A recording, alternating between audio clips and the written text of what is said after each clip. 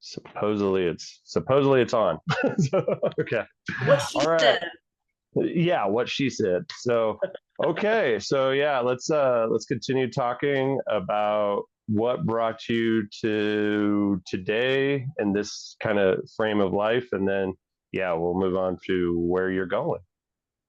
Yeah, which is crazy that that second part of a question. Because Sundays are, they're special to me. I try to make them special. I try to like be a little bit quieter and listen and spend a little bit more time in prayer and just stay more connected. So that's a really important question because it goes right in line with like what I was kind of going through this morning, but a bit of backstory. So I think last time I was talking a little bit just about like my testimony with like getting sick and like listening to YouTube for like 3 days, and then just these people just speaking to me, and then just feeling like I'm gonna go for it. It's like I think that this is like the way that I can experience joy and peace in my life, because that's truly what I was seeking, was joy. That's like the catalyst for my like healing journey, was like, how do I find joy? Because I was Yeah. having such a hard time that I was just struggling with a lot of things. I'm like, man, I can do the stuff, I can do the things, but like I don't feel joy in my heart. And that really affects children whenever you're raising children.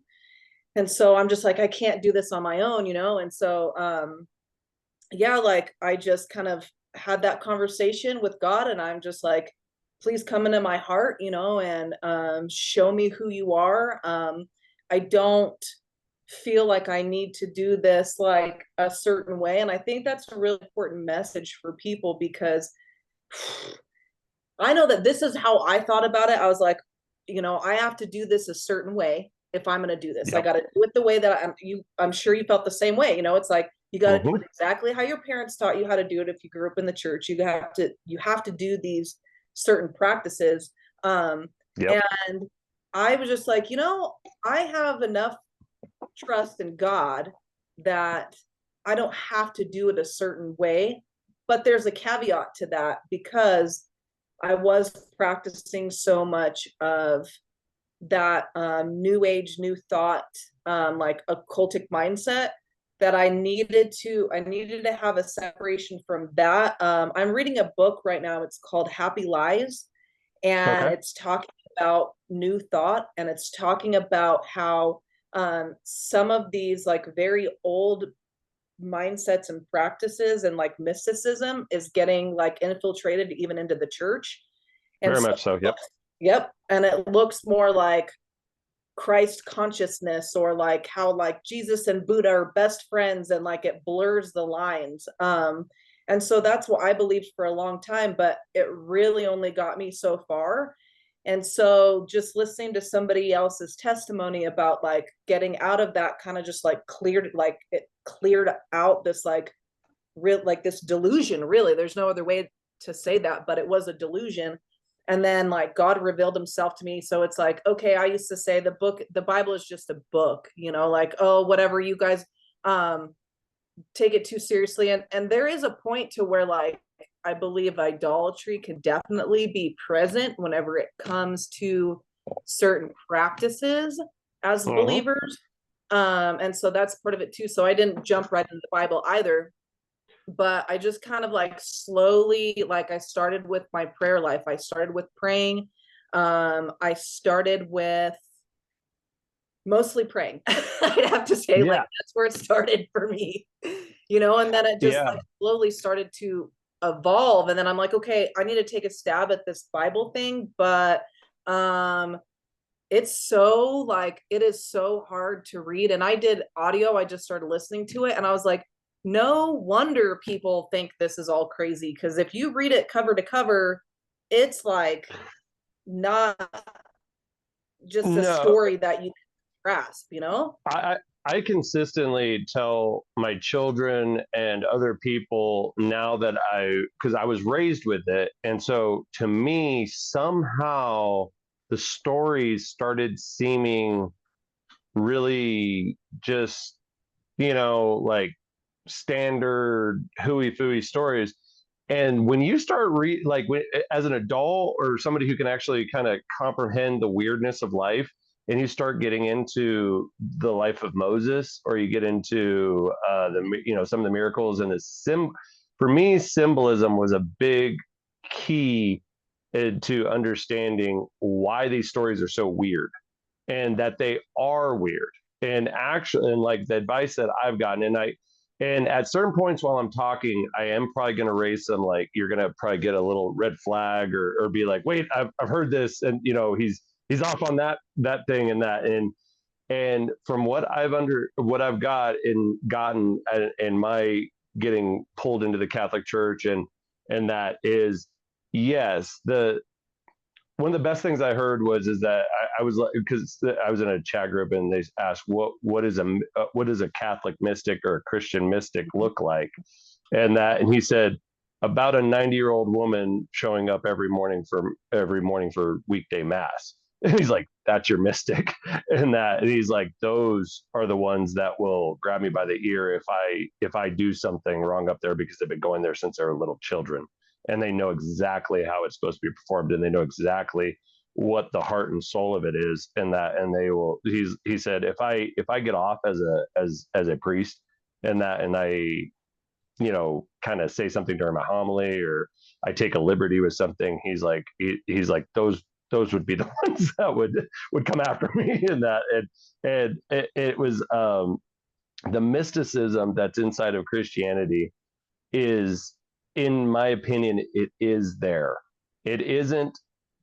I don't think you should start off with it. I don't think that it's something and that's where I went first. I'm up here first and not here first. I have a hard time connecting to that, but I'm up here first, and because of that, I can miss the forest through the trees, and I can actually miss a lot. But what brought me around, because I was going down that route too, of like realizing that like Buddhism and Hinduism and the Vedas and this sometimes wrap in with the gospel, and that how there's actually these hints of Eastern mysticism all throughout scripture. And even the Adam and Eve story, how there's actually a Greek version of that. And that you get into the pantheon of Greek gods, and how some of them mirror the even getting into like Saint Michael and some of the other angels and that. And you're like, you could start just doing these really like gymnastics of like, oh, they stole that from this, and then this got that. And yeah, I really don't know, because bottom line is like we talked about last time, when it comes to the history of the church, in my opinion, trust the institutions that have actually been carrying it, and they do admit to their sins. They admit to, no, we've had horrible popes. We've had popes that started wars. We've had popes that asked young men to go die for horrible causes, and that. And we've also had some amazing popes, that have really ended some things, and really and brought about healing in nations and that. And so it's all over the place. But trying to find it in that thread and throughout history and the mysticism and everything like that, in my opinion, it's like looking at the roots of a tree. You can't trace them, like they just go everywhere. And so for me, like what you said, starting off with prayer, just like, and when you don't know what to do when you're starting this Christianity thing, just start with like, you don't have to do it right. You like, do it badly. Like it's better to do it badly. And I think there's so much wisdom. Obviously there's wisdom in it. Scripture is the beginning of wisdom is the fear, the fear of the Lord is the beginning of wisdom. And I never understood that. Like, why would I be scared of Jesus Christ? Like, how could I fear that? You know what I mean? Like, he's the lamb, he's this, he's that. Well, he's perfection, and that should terrify you how far you are from that. And that, because in the Catholic, a lot of times they will have an icon of Jesus Christ talking about the judge, that he come, and you're like, well, no, Jesus is love, mercy, kindness. Like, he's not here to judge me and tear me down. And that, it's like, you can't look at the life of Jesus Christ and then look at your own life and not see how far you are from the center. and not get worried about that. Or at least for me as a man, that's terrifying to realize that just as I've gotten more introspective with my praying and that is to real. And so there's this Catholic guilt we talk about that you hear about and things like that. And you're like, dude, this sounds terrible. And I'm like, it's a lot different than like I think is like I went for like 11-mile run yesterday, and the entire time I was just praying and crying, and yeah, just my everything I'm going through and my sins and everything were just right there, and it was just like, yeah, the gravity of it and everything like that. But yeah, it's a Catholicism. It's so old that it has these highlights of that medieval world where dragons existed and Saint George and devils and depictions of demons and the icons, and it has this grand history. And we were talking about idol worship, and for my parents and that, this is they view my Marian dedication as idol worship, and that because well, Mary was just a woman in the story. She's not that, but like I think I mentioned last time, like in the Catholic, it's that there's this basically, I guess what I'm driving at is that Jonathan Paju, that Eastern Orthodox guy I listened to, is he said everything's in the Orthodox, everything's in the right spot. So like like with the mysticism and everything, it's in the right place. So you don't have to, like, when you run into it, it's like, oh, that makes sense. It's like, or like the rosary, it's like the rosary isn't magic, it's our dedication to it. The saints that carried these things, and that, like, this isn't the weapon. The weapon is in here. It's the dedication in here, you know what I mean? And that the ritualistic praying and things like that. And it gets creepy. I mean, bottom line, it gets creepy to talk about it, because you're like, sounds really culty. It's like, sounds really like, Eastern, like you're going right down that route. And all I could say is, the further you go back in Christianity, the weirder it gets. And there's books, like we talked about books, I think, before, that the Catholic Bible has, like, 3 or 4 more books than a standard Bible. And then even like an Ethiopian or Orthodox book, it's got like billions of those. And I didn't mean to offset the conversation and take us down a rabbit trail, but I just wanted to, before we got too much farther, it's like, yeah, they're those things that we see hints of, like we were saying, Jesus and Buddha, and that we find that, yeah, there actually was a statue of Buddha in Egypt, around that, about, probably, I think it dated to like 60 BC. So it was there while Jesus Christ was there, and he spent a decent amount of time in Egypt before coming back, and so there, whether those cross paths in your imagination can do all sorts of crazy things, but it's trusting the gospel and the story, and reading it and just honing in on it. And for me, symbolism is key because it lets me know I'm on the right track. It's kind of like like you ever do a math problem and then you got to kind of check the answer, like rework it a different way to make sure that it comes out the same. It's kind of like that. Like, you read the story and you're like, oh, I think I get this. And then you might hear a sermon that has some symbol that they use symbolism to relate it or whatever. And they're like, oh yeah, I am on the right track. Like that rhymes in. Like, and you didn't do any work to do that. It's just like, it was there, and it was like it was a different way of viewing the information. I guess is what I'm trying to say. Sorry, this stuff it gets kind of like all over the place, and my ADD takes us places. And I didn't mean to derail you. It's just that, yeah, I definitely know what you're talking about with the gnosis and trying to grasp this stuff intellectually, and we're just not capable of doing it, I don't think, and not without first going here and bending the heart, and come, like you said, come into my heart, like, like Christ stands at the door knocking is what it says. And getting, like you said, getting quiet enough to where you can actually hear that knocking, that, like, I'm right here, let me in, give me permission. Like, don't slam this door, like, this is very, very important that you open this door right now, and that don't miss this, and that. But it's once I did that, it was just a flood, or it's been a flood ever since. But but I yeah, know, no, right? yeah. Yeah, I'm all on the same level with all the stuff that you're talking about because it is a lot, and I am fascinated and intrigued in learning about the history and the story behind the story. And um, it's been like the greatest story ever told that like Yep. I spend like I'm obsessed with it because I enjoy it so much, and I feel like that's what was missing like growing up, like what you were talking about, like Such a how you thing. were Like taught there growing was up. an ingredient like Totally. missing. Totally. Well, it's like no wonder I went the other way, right? Because like I even see it now. Okay, you go to Sunday school, the stories that were taught, they are watered down and they are taught literally, and you're just supposed to blindly believe it. And so there it's like you're missing all of the gold that's actually there. So like you start off with not having a like tethered understanding of the supernatural. But then you're told, like, I grew up Pentecostal, so they Mm, were slain in the spirit, they were speaking in hmm. tongues, it was very out there, right? So I witnessed all of these other like adults having all of these like supernatural experiences, but I never felt it in my heart to the point to where I was like challenging God at a young age, like show yourself to me, and he never did. And I never felt the Holy Spirit the way that I thought that I should have whenever I was young, growing up in Yeah. the church.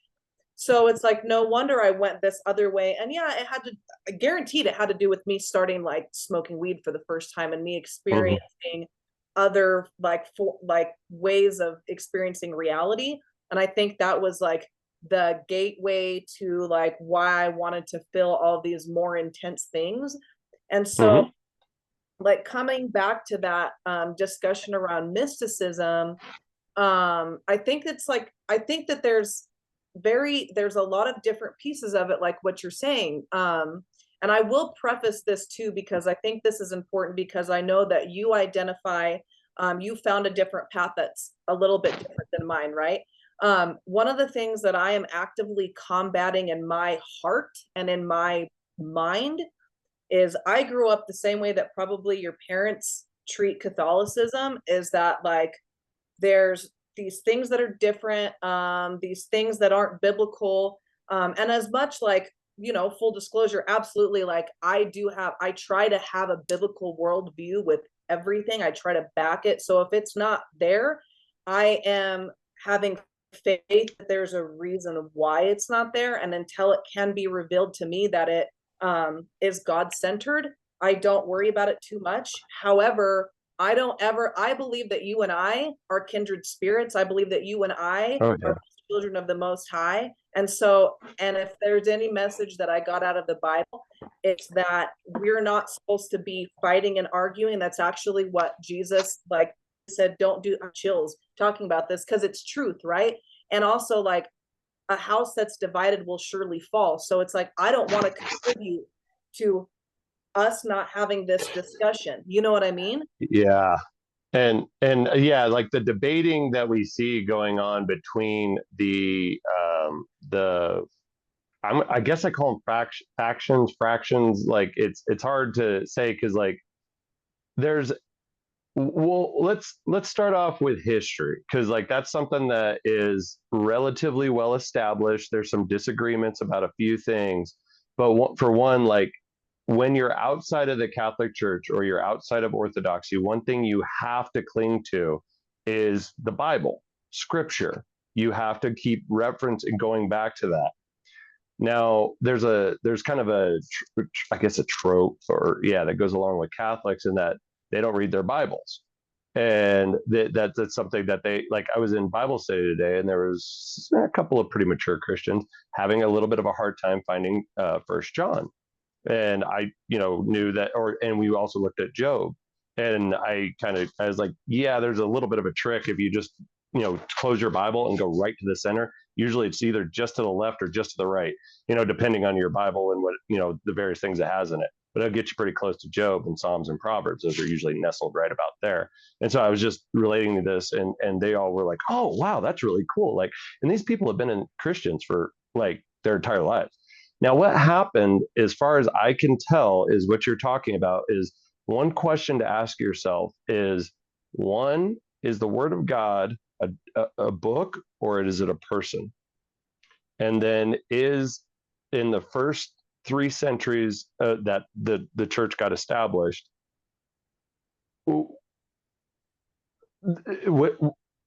it, it's not, and I don't want to use labels or anything like that, but there's a term called, have you heard the term sola scriptura? I don't think Have you so. ever heard that term? Okay. So what sola scriptura means is by scripture alone. Now, when Martin Luther left the Catholic Church and started the Reformation, that is where all of the other divisions of Christianity come from.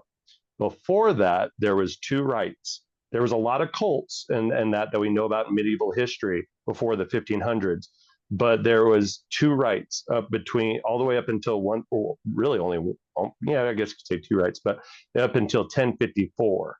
In 1054, there was the first schism, and that is the Eastern Orthodox and the Catholic splitting, and that was during the time of Crusades, and some really yucky stuff happened, really bad stuff.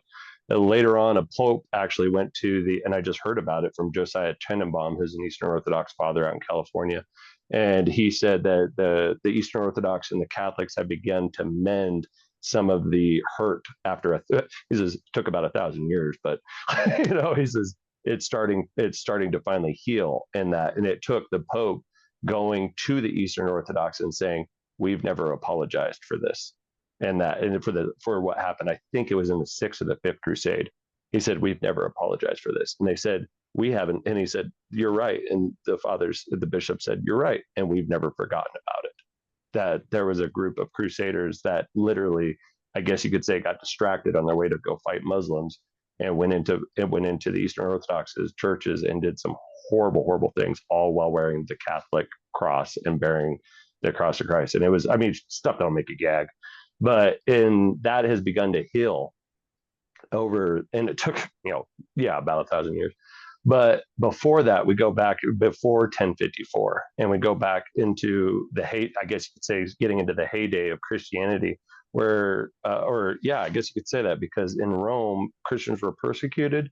And then in the flip, right around 324, Constantine has his vision, and the entire Roman Empire becomes Christian, and Christians are now brought out of the dark, or out of having to meet in seclusion, and it becomes the state religion.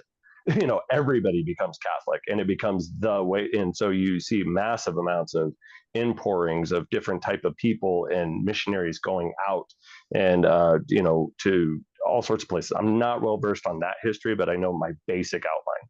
Okay, then we go before that, getting back more to the time of Christ, and the scriptures didn't really get compiled until about 200 years after Christ.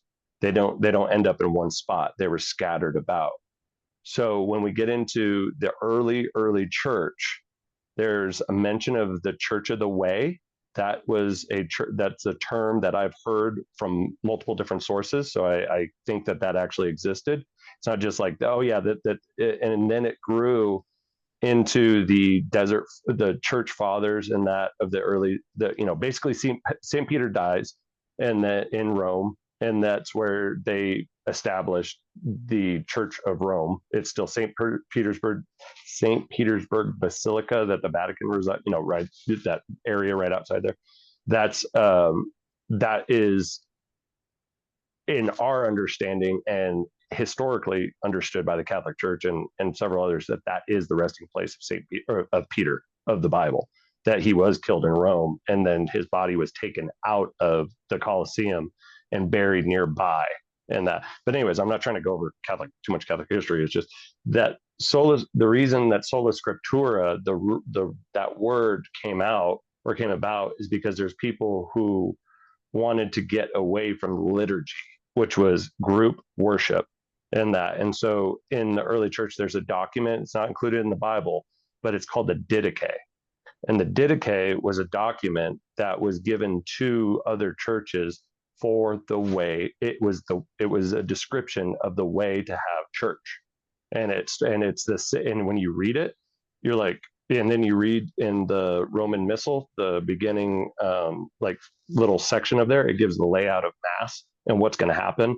And it changes at different times of the year. Like we do different, a little bit different songs or ceremonies, or there might be some bowing or some things like this at certain times. But that original Didache layout, we're still doing that today.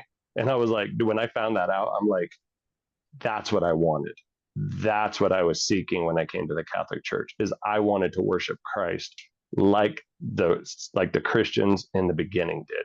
I wanted to get back to the church that Christ started. So, anyways, we're 2,000 years in the future. We're all over the place, and like we got, Episcopalian, we got, Anglican, we got like, it's all crazy. Like, I mean, there's people go, and there's, we got Baptist and, this denomination and that denomination.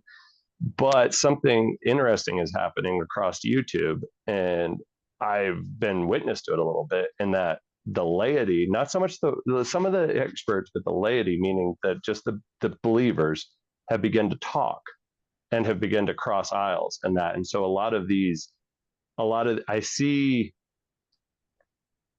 what we're talking about is that we're not supposed to be divided, and we're not supposed it, like, I see a little bit of consolidation happening, and especially since post Vatican II.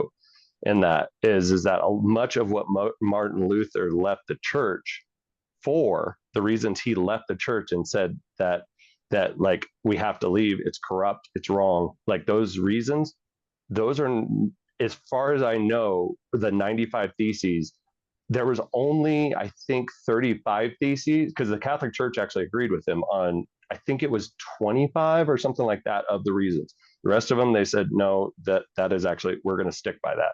But 25 of them, they said, you have a point in that. And so they actually conceded on that. Now that it went back and forth, and there was all sorts of problems. Martin Luther ended up taking off to Germany and hiding as in like a monastery or something like that.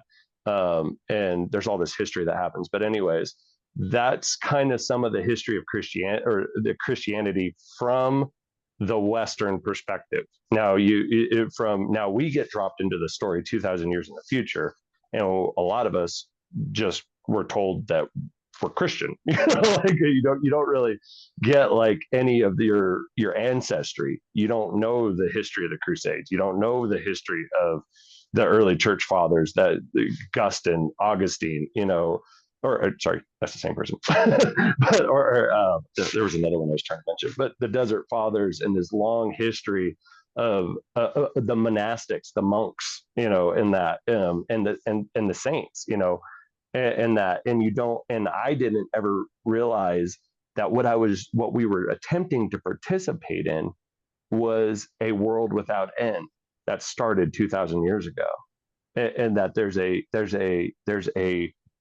there's a moment that where we have mass and we have Eucharist, and we're tying heaven to earth inside of this ceremony. Now, I will be completely honest, I have a really hard time sometimes at church, and I don't feel like heaven is being tied to earth. I got my baby crying. I got my wife bumping me, being like, I gotta go do this, or or there's offering time and somebody didn't get the memo, and so it's all crazy. But that's what we're doing. That is the teaching, is that that's why Eucharist is protected so much, and it's not the same as communion. Like the single serve with the saltine and the grape juice, it's not that. Like it's something much different. And there's a man, and he's just a man.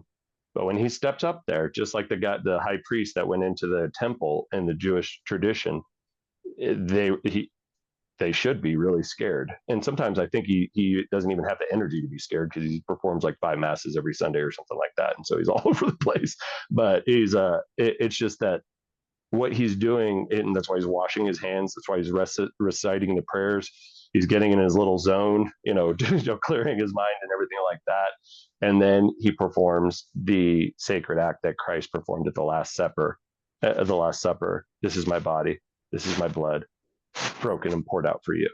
And that, and in he there, it's pronounced. Some of it's pronounced in Latin. So, and I'm not good at Latin. Work on that as a Catholic. But there's just this. It's a ceremony. It's a literal ceremony, and even the altar that it's performed on is consecrated with. Every Catholic altar is consecrated with either a literal piece of a saint, meaning some of them have literal bones buried or put underneath them. Others, it's either consecrated by a literal piece of a saint or something that a saint made or that something that a saint wrote.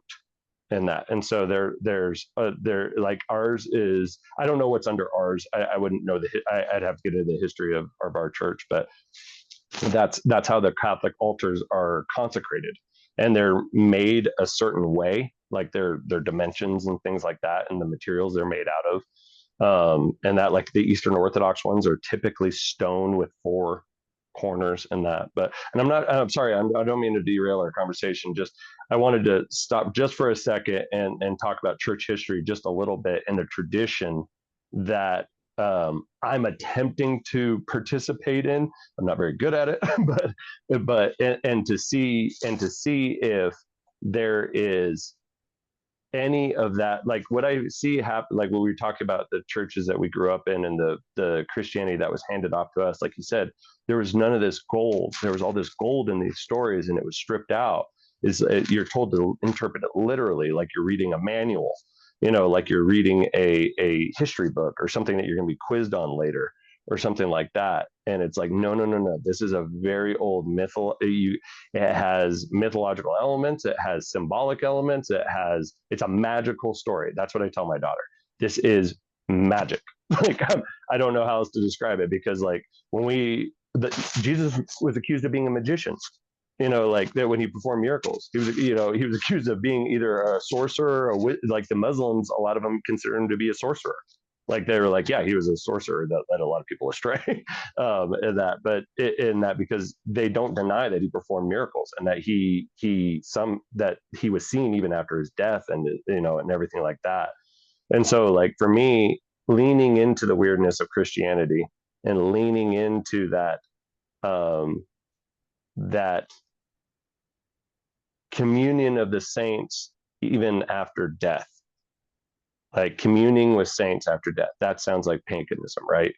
Like that's a direct link to paganism, right? Like that's what they do like a lot of times, like in those and that. And you're absolutely right. Like that's what they're doing.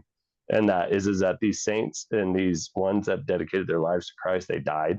And then like St. Margaret Mary is the patroness of our diocese. She was from France, and her kind of nickname or whatever was Little Child.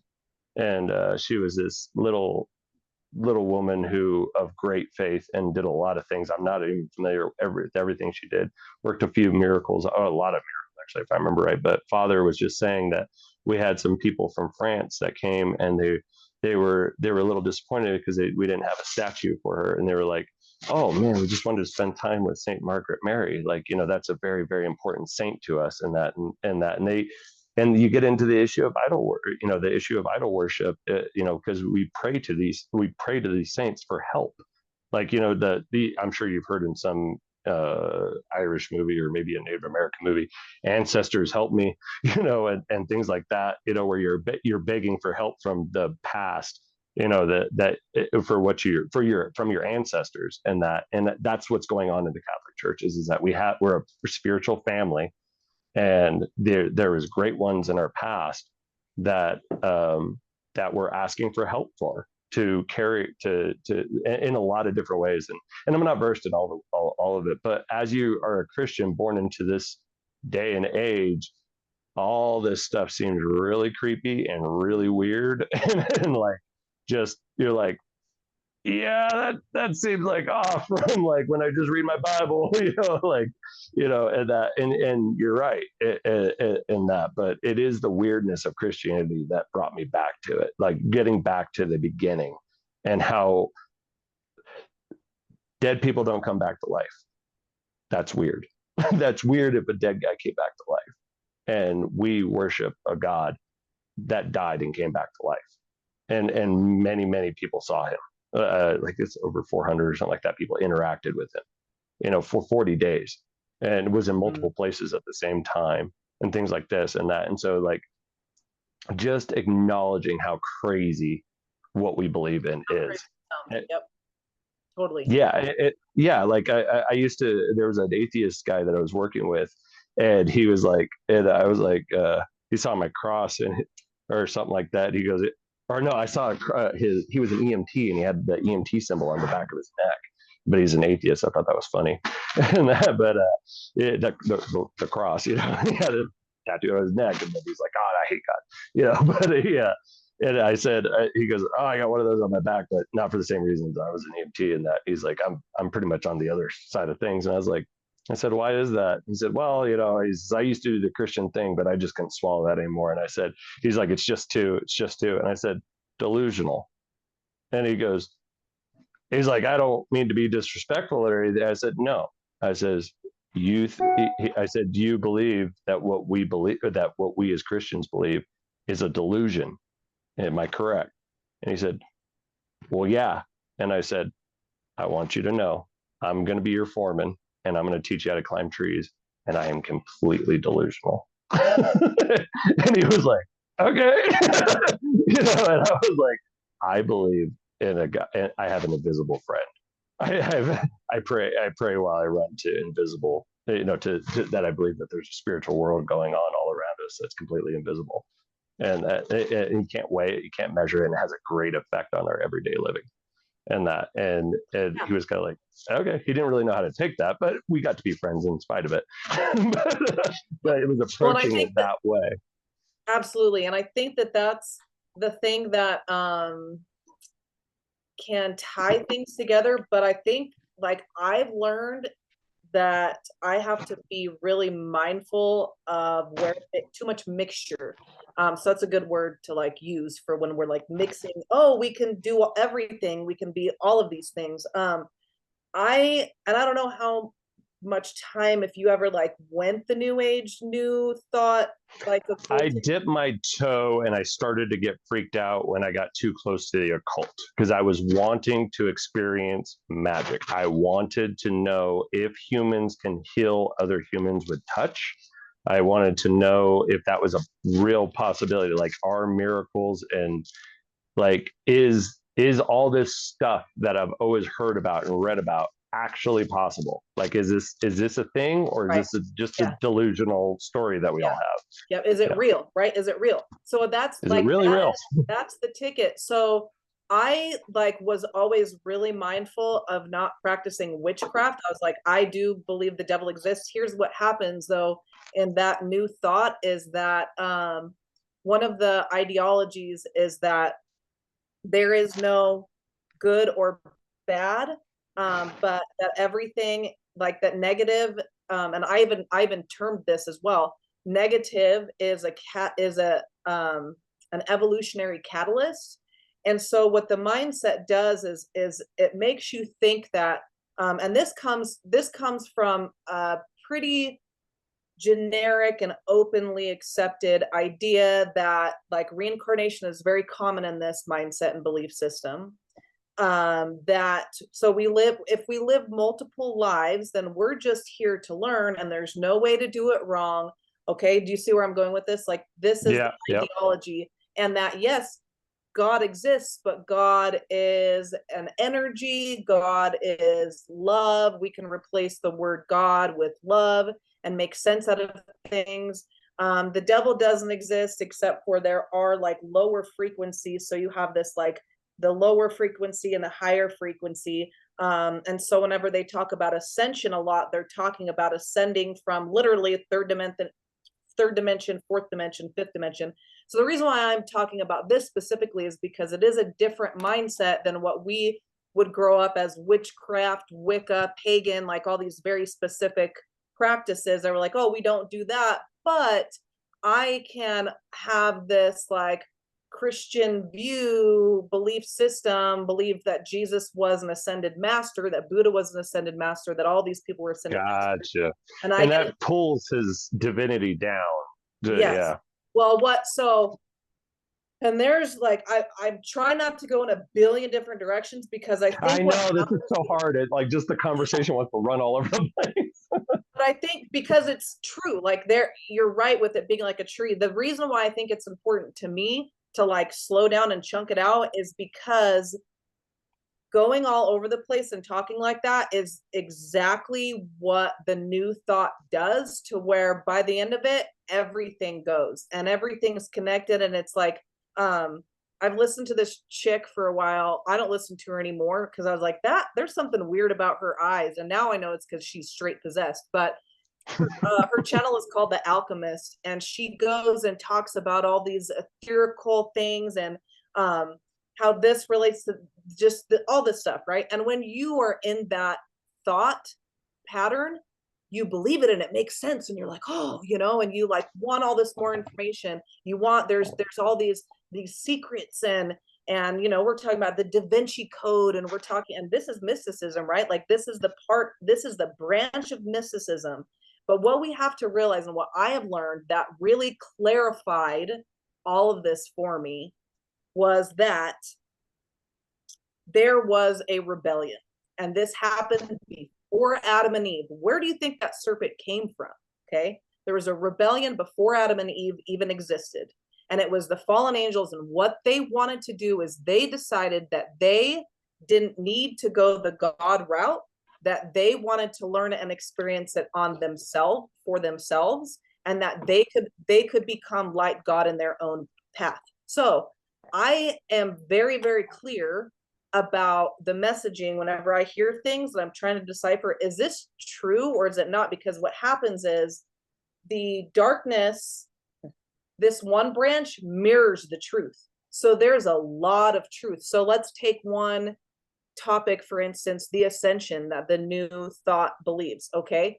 That is the biblical ascension of the second coming of Christ, whenever heaven and earth are reunited. But there's a lot more to that story. That's not just us ascending into the fifth dimension and so it mirrors it. So I spent a lot of time in that mindset, and so I recognize what it is. And so I'm pretty mindful about like what my belief system is, because it has existed since the beginning. So this is not like something new. The deceitful is a new thing. It's actually, and you're talking about history, it is interwoven. I mean, the Bible is full of stories that says this king went that way, that king screwed up, this king screwed up. The Israelites went this way for hundreds of years. They, like followed false gods. And a big part of the story is the false gods. So I think that this is the key, kind of marrying, like bringing this back to what we were talking about, being taught a watered down version of Christianity as children, is that one of the pillars of beliefs is that these other gods that were talked about and referred to in the Bible were not real, that they translate it into fake idols, fake things, fake little figurines. And so the way that I was brought up was that the lesser gods, the lower G, don't exist. It was humans created that out of idolatry because they literally, which doesn't make any sense. I'm like, okay, I think there's a little more to it than that. So that's where the idea of idolatry came. My belief, through learning more about the fall, learning more about Hebrew translations, about what the Elohim is, and the fallen angels, and the divine council, and the sons of man, and the sons of God, and all of these biblical terms, that I adopted the divine council worldview, to where very much these lower G gods exist, and they are fallen angels, and they were below God, because so my belief is that there is a most high. Yahweh is what has been referred to. Okay. The most high, the God of the Israelites, Yahweh.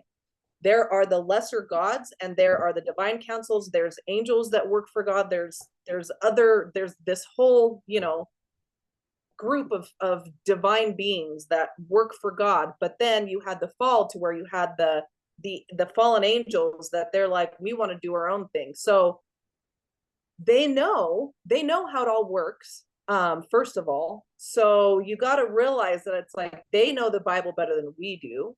Okay, so how easy is it for them to twist that truth? I'm reading a book right now called the Genesis 6 Conspiracy, and he's talking about how it started with the serpent, and then the belief through all these PhDs that do all this research is that so the Canaanites, okay, so there's two different versions of this one particular branch. We'll say the branch of Cain and the branch of Seth.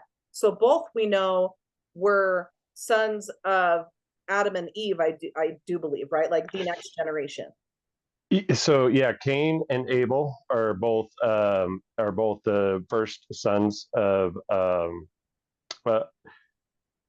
Adam and Eve, right? yeah, but so yes, and Abel is the oldest, and then you have Cain who slew Abel.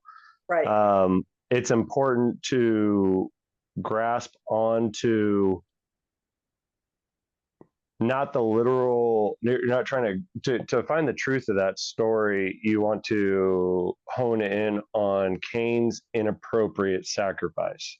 So it's not. So you want to again. We it's so hard as a Westerner to read stories like an Easterner, but you got to remember the story is not. It didn't pop up in America. It came from the East, and you're Right. right. And so, and I believe that the next one. I'm not sure about the son after Cain, but you might be right that his name was Seth. But yeah, and so you have the line of Seth and the line of Cain. And did Right. you, in your research, I'm guessing a lot of these, you're talking about PhDs, the Genesis, what was it? Genesis code or Conspiracy. okay, that and you're reading these PhD guys and that are any of them at all orthodox at all, or are they all independent? So it all depends. It's Okay. all, but I would say that most of them, like the author, Gary Wayne, actually he's not PhD, but he should be PhD. Yeah, yeah. He considers himself a Christian contrarian. So Okay. that's where he believes in Christianity, but he uses the Bible to actually like tell the part of the Bible that is missed from normal mainstream Western Christian belief. There's other people that like are, I would say most of the people that I listen to are generally on a Christian path. So this is where you're going to get very different beliefs in the Mhm. Catholicism, the Orthodox, the Christian, but the whole point of this, I think, though, that's really important is that this always happened. There has been different branches and sects, and Oh yeah. it's always been. So like for whenever I The, grew up and they the were teaching me as if this was all true, like, no, this is the truth yeah. and we all agree on it. It's like that's not even No, no, and real. people have always. So you get it. Like I'll start off with the Apocrypha because that's a good place to start off with it. Have you heard of the Apocrypha? Mm. Yeah, Yeah. yeah. Or sorry, you're skipping just a little bit. You're breaking up just a little bit, but yeah, the Apocrypha. Like, there's one thing a lot of times people like because you'll find the Apocrypha and then you'll be like, oh my gosh, like the mysteries of the Bible, like it's all crazy. Like, you get into like the Book of Enoch and everything, and there was books that were meant to be read out loud at at mass or at service or anything like that, and there was books that were allowed to be read but only to yourself because they had different there were some of them are mythological, some of them are this or that. But the one thing I wanted to ask is that you talked about Cain and the Canaanites. Did that correlation get made with your research between Cain and the Canaanites? So there's like you're saying, there's the literal, and then there's also a part of this that we would consider the seed. So, and then that even goes, like, you could say that maybe it starts with Cain, but like there's a reason why the Bible specifies all of these specific, so and so was the father of so and so was the Yeah. like genealogy. So yeah, from that's where it comes down the line until Noah. So that's where we're talking about the antediluvian age, and then that's whenever we're talking about the Nephilim, because that's never in the story the sons of God, like mate with the sons of, or the daughters of men, and create these giants, and then God had to come and destroy the world to get rid of this seed, right? And so like that's where a lot of my research is about, is that the Nephilim seed, and how it would be described as like that. So the enemy, especially because like I said, they know the Bible better than, or they know the story better than we do. And so if they knew a Messiah is coming, so they are trying to manipulate and to make it so that that seed can't come, right? So like if you screw with the DNA of humans so much, and you have fallen angels, because think about it, like it's not the same as a human. Like we're created, like our soul can leave us and we can go, I believe, to heaven, right? And so if you have like these unholy spirits, like they got kicked out of heaven, they don't go to heaven. And then hell's not really what we're told either in the Bible, clearly, not clearly, but if you research it enough, Yeah. hell is not what we're told either. And so you have what is believed to be the disembodied spirits of the giants, that's where the demons come in, that's where they're a part of the spiritual realm Mhm. after the flood. And so the Canaanites part, it's like I've heard it's connected to all of that, but it starts at the serpent, and then before the serpent it starts at the fall. So it's like the fall of the serpent, and then Cain absolutely is super super important part of that story. And I think it's interesting because you were talking about like the inappropriate sacrifice. Sacrifice. So that's also why I err on the side of non-ritual as opposed to ritual. um First of all, because I spent so much time in the New Age New Thought, it is ritual. You're meditating every day, you're talking, Mhm.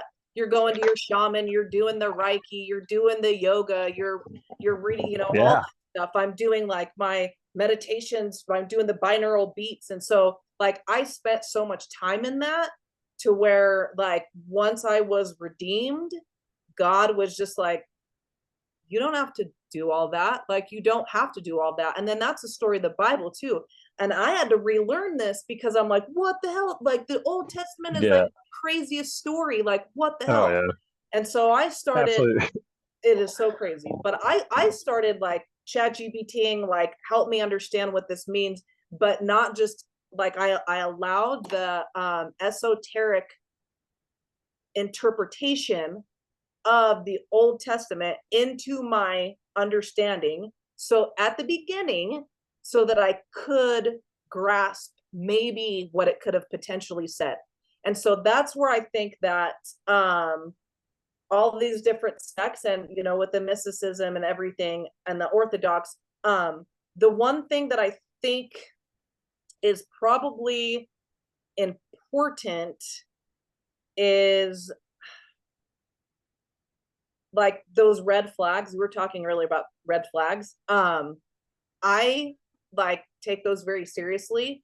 And so for instance, like even talking, and I don't know if this is a direction you want to go, but even talking about like the Eucharist, um, I went from like, this is really important, I should do it. And then I actually just like read a book about it. And there's parts of it that I'm like, yeah, that really isn't how I like it. That's not in alignment with what I believe should be ritualistic. Like drinking blood, it clearly says like we're not like, and cannibalism is like, so those are the things that like the giants did. Those are the things that the other side Mhm. did.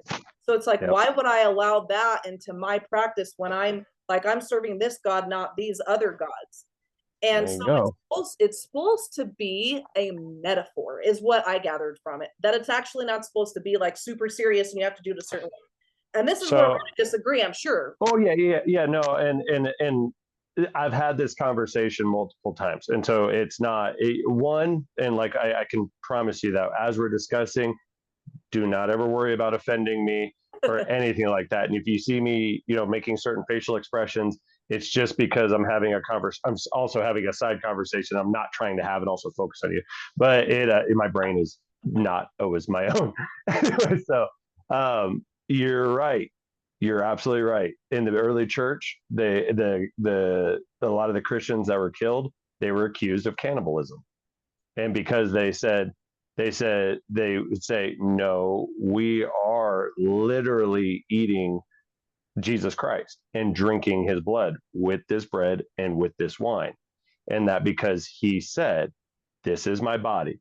And he broke the bread and he handed it out. And then he took the cup and he said, this is my blood poured out for you.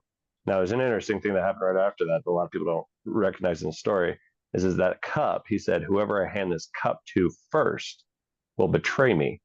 And he immediately turned to his left and gave it to Judas. And Judas took it, and it said, at that moment, the devil entered him. And that it is a ancient ceremony that is blessed, was constructed by Jesus Christ himself.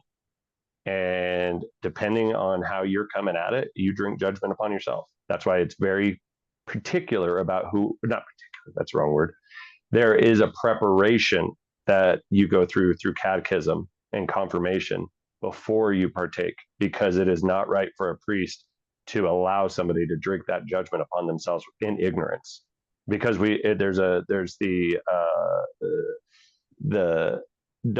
I don't think it's a dogma. I think it's a because you get into dogma and stuff like that. I know what they are, but they're hard to like know all of them and everything. But transubstantiation, and so that's where we believe that this is the body of Christ. It's there's no other way to say.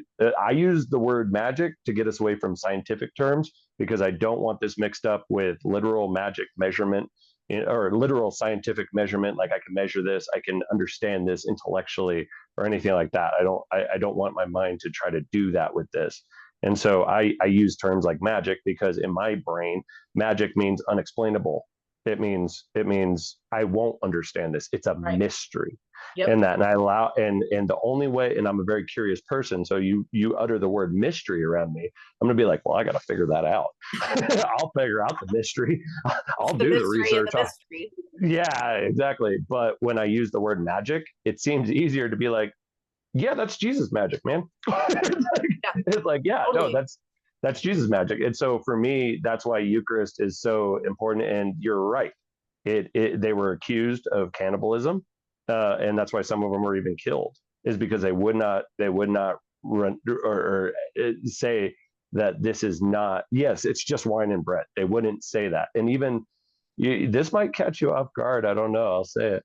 I think I forget what father it was, but he's a very popular big speaker in the church. I'm not sure which one it was, but there's a T-shirt that a lot of Catholics wear, and Jason Rumi from The Chosen, the actor who plays Jesus, he was actually wearing it. He's Catholic. He was wearing it, and it has a picture of the bread and the wine, and he said, if it's just a symbol, to hell with it. Meaning that if this is just a metaphor symbol, to hell with it. I don't want it. I want real. I So want real. Yeah. So And so do you believe, because that's part of like the book I was listening to, do you believe that there is actually that's a supernatural activity? You were doing something beyond the veil when you're actually partaking that? So it's not just tying like, tying heaven to earth, top okay, down, not bottom up. This isn't the Tower of Babel where you go bottom up, where it's man reaching through whatever, through mechanical, or you got to understand the Tower of Babel is a little bit different because we're like, okay, it's a tower, whatever. The amount of science and construction The and portal. everything that went in, yeah. Or yeah. I mean, I don't know what I mean, like there we get into like, is it the Stargate? Is it the thing? But like as far, but that's man reaching up. Mhm.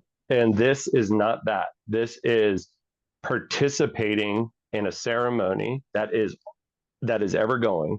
So when we're doing this, we're participating with Christ in the upper room while he's breaking the bread. That moment in time is linked directly to what we're doing, like beads on a chain. And that, and so it's like it's a direct tie directly back to 2,000 years ago. There's another thing with time. Time is viewed a little differently in the Orthodox, in that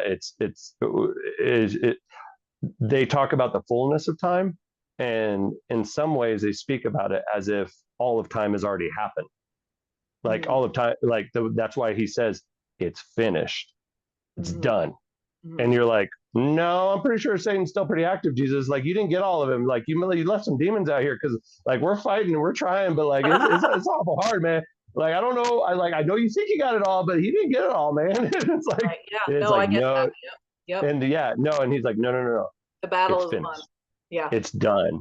Yeah. And you're like, yeah, but the evil and the pedophiles and the Epstein and the corrupt the corrupt Trump in my country and all the craziness is like, no, it surely can't be finished. Nope, it's done. And you're like, well, how can that be? And so, and it actually, in my stupid little child brain, I use the Avengers as understanding this a little bit better. Tony Stark actually plays the person of, basically Jesus Christ in that movie, sacrificing himself for everybody else. And there's only one way that it works, and Tony has to die.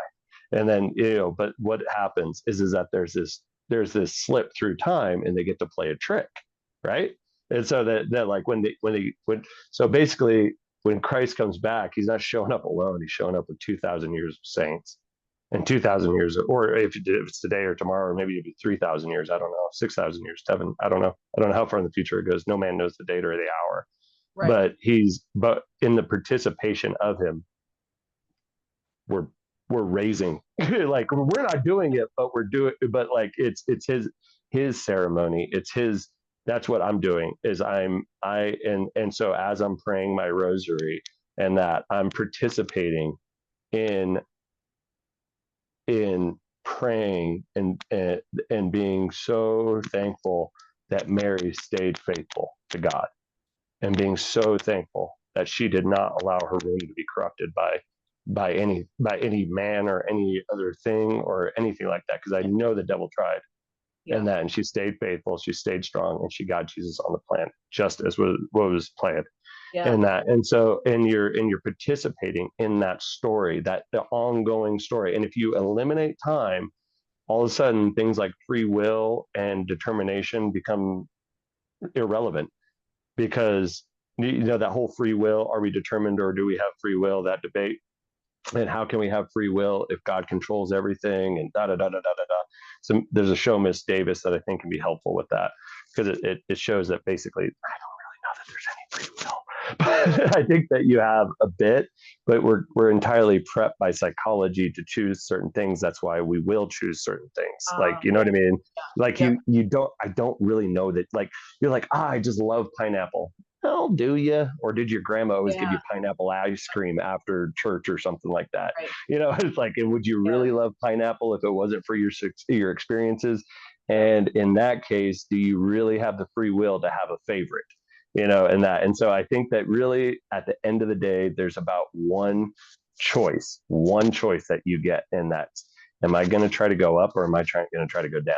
And that's, I think, the will. I think it's horizontal a little bit, as it like giving into the chaos and the order, but we have two hands, but we're also vertical, and I think our very orientation and layout of our body has a lot to say about or where we're supposed to be out in the world. But anyway, that's probably going down a rabbit trail or reel it back, but it's I'm sorry. Yeah, no, I was gonna like try to circle that back up. I'm gonna have to leave in just a minute, but okay. I do like a couple things one thing is like, I really enjoy this conversation. I think that it's a great example of like iron sharpens iron. And I think that it's an incredible opportunity for both of us to show up in like the way that we feel is the right way to show up. And then share that, hopefully with other people as well. Oh So yeah. that maybe it's not so intimidating. Like that's my Mhm. goal, is like, hey, you don't have to it doesn't have to be all like a certain way. But what I do want to do, because we're gonna have to do this again, of course. Yeah. Um, but there's a part. So whenever we pick this up again, I think that the conversation of it is done, like starting there, I think is like a fabulous way to like get into the next part of this. Um, Cool. but to connect all the pieces together, like talking about the Eucharist and what it means to you, I think that that's beautiful. And I think that that is like a very like noble cause and holy intent. And I've gone to other churches, like I've gone to a Lutheran church to where they were the same way, to where Mhm. they're like, we actually like, unless you are a believer, like They have we a will allow you to take yeah. communion. So I didn't grow up that way. We're like anybody that wants to. And so it's Yeah, it's yeah, it's yeah. cool to see the differences. Well, and Um the Lutheran Church has, if I remember right, the Lutheran and the Anglican Church, in the view of the Orthodox, have a valid Eucharist, meaning that the Catholic Church recognizes not their church teachings, but their Eucharist. They say that's a valid, and I'm not sure if it's the Lutheran or if it's the Anglican only, because there were uh-huh. certain things when Luther left. See, a lot of things, a lot of people don't know that their origins of their Protestantism, in that Yeah. Luther had Marian devotion. He also, like, everybody thinks that he was like, oh no, indulgences are the major problem with the Catholic Church, and he actually, if you read the, I think it's the 95th or the 75th, something like that. I might have texted to you because I got a picture of it. The 75th theses. He said, if anybody speaks against indulgences, let him be anathema. So there's a lot of misunderstanding about what Martin Luther was actually rebelling against or protesting against with the Catholic Church. Because you got to realize, this guy is not like just a monk out in the middle of nowhere. Martin Luther was very, very well trained, and he did have valid points. The church had elements that needed to be purged and things like that, and things needed to be, but the Reformation should have been inside of the Catholic Church, not outside of it. We as modern day Catholics, in a lot of ways, we missed out, because there was, if that Reformation had taken place inside of the Catholic Church, it'd be a very different world today. We wouldn't have had the Protestant Catholic wars where everybody died over killing brothers, like one of the bloodiest Well, civil wars yeah. that ever existed. Well, how And much more evidence do you need though? Like who are you following? You know what I mean? Like, and I get oh, that humans make mistakes because that's part of the story. oh But at yeah. the same time, we don't do it alone. You're just talking about free will. That's a big part of that. Yes, if we have Mm, something right here in our ears and confusing us, how much is that free will? So like I totally yeah. get all that. I You gotta do go want to though. like end Sorry. on this note, that what I appreciate like about this specific like part of this conversation is the willingness to show up and contribute to expanding the kingdom of heaven here on earth. And I see it in what you're trying to do in your life and the way even us having this conversation. And I see that some people really cling to ritual, and that's what makes sense to them, and that's what helps them. Other people, like I would probably identify more with like I slow down because I'm like, a widowed mother of 3 kids. So I slow down and I'm like, how is my worship in my everyday life? How can I do it right now? How can I expand the kingdom of heaven right now with my exactly where I'm at, with the food I eat, with how I talk to my kids, with, how I sleep at night, with how I pray for my friends, how, like what my prayer life looks like. And so it turns into like every part of my being is consciously striving to expand the kingdom of God here on earth. And so I just appreciate, and I'm like, I hope that like both of us like are blessed in that, that quest Oh of yeah. trying to do that, because it's a beautiful thing, and I appreciate you and everything that you do. And I think this conversation's like really fun, and like it's a cool thing to do on Sunday while like our kids are Yeah. napping, you know? Yeah. No, and like we may get nowhere with agreement or disagreement or whatever, but it's the questioning and it's the flow of the conversation. And there's something when you're seeking Jesus Christ. I did hear something from a Reformation, he was a Protestant, but Reformation pastor. He said, a Reformed pastor, he said, he was referencing some earlier fathers, like maybe Augustine or something. I don't know. He said, we never do it alone. He said, you don't do this alone. Like I was, that was why I got freaked out and I went and joined the Catholic Church, is because I was trying to do this alone and my mind was spinning and I was reading people and listening to people on YouTube and that, and I just wanted something traditional. And as I grasped onto that, it was like, oh, okay, now I'm getting it. And it comes slowly. It's not like it was a flood of like, oh, I found the answer. Because I definitely showed up to mass like several times. It was like, I think I'm doing the thing. But I yeah, do this yeah, it's like, yeah, that's right. And that, but every time I would ask myself that, something else would just break free. And then it would be like, I would get the aha moment, and then it was, and yeah, a lot of times I get them on my running while I'm praying and that. But it is just, yeah, the mysteries of Christ. There's another way to say it. So, Well, yeah. I appreciate this conversation. Let's plan to do this whenever it works out for our schedule. But thanks for taking the time to connect. I appreciate you. Yes. I appreciate you. You have a good rest of your Sunday. God bless. Thanks, Josh. God bless you too. Bye. All righty. Adios. All right.